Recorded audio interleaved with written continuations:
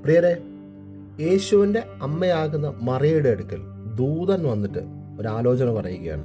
നിനക്ക് ഉത്ഭവിക്കാൻ പോകുന്ന വിശുദ്ധ പ്രജയ്ക്ക് ഇമ്മാനുവേൽ എന്ന് പേരിടണം. അതിൻ്റെ അർത്ഥം ദൈവം നമ്മോട് കൂടെ. നാം എത്ര പേർ ആ പേരിനെ പ്രസ്താവിക്കാറുണ്ട്?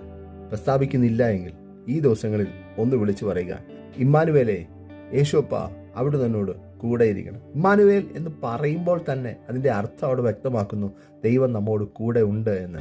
നിന്റെ പ്രശ്നങ്ങളുടെ നടുവിൽ, പ്രതികൂല സാഹചര്യങ്ങളുടെ നടുവിൽ ഇമ്മാനുവേൽ കൂടെ നിൽക്കുവാൻ, ഇറങ്ങി വരുവാൻ ഇടയാകും. നമുക്ക് എത്ര പേർക്കത് രുചിച്ചറിയാൻ കഴിഞ്ഞിട്ടുണ്ട്? ആ രുചിച്ചറിയുന്നതിൻ്റെ അനുസരിച്ച് ആ ദൈവപ്രവൃത്തിക്കും ശ്രേഷ്ഠതയേറിയ ശക്തി വർദ്ധിക്കുക തന്നെ ചെയ്യും. അതുകൊണ്ട് തന്നെയാണ് പടകിൽ യേശു കർത്താവ് കിടന്നുറങ്ങുമ്പോൾ ആ യേശുവിനെ അവർ വിളിച്ചെഴുന്നേൽപ്പിച്ചിട്ട് പറയുക, നാഥ, ഞങ്ങൾ നശിച്ചു പോകുന്നു, നിനക്ക് ഇനി എന്തെങ്കിലും ചെയ്യാൻ കഴിയത്തുള്ളൂ. ആ യേശു എഴുന്നേറ്റു, കടലിനെയും കാറ്റിനെയും ശാസിച്ചു. ആ അന്തരീക്ഷം മുഴുവൻ മാറി. അങ്ങനെയെങ്കിൽ പ്രക്ഷുബ്ധമായി നിലനിൽക്കുന്ന നിന്റെ ജീവിതത്തിൻ്റെ സകല സാഹചര്യങ്ങളെയും മാറ്റുവാൻ ആ യേശു കർത്താവ് ശക്തനാണ്. ഇമ്മാനുവേലാകുന്ന ആ യേശുവിനെ നിന്റെ ജീവിതത്തിലേക്ക് നീ സ്വീകരിക്കുക. അപ്പോൾ പ്രക്ഷുബ്ധമായി നിലനിൽക്കുന്ന സകല സാഹചര്യങ്ങൾക്കും മാറ്റം സംഭവിക്കും.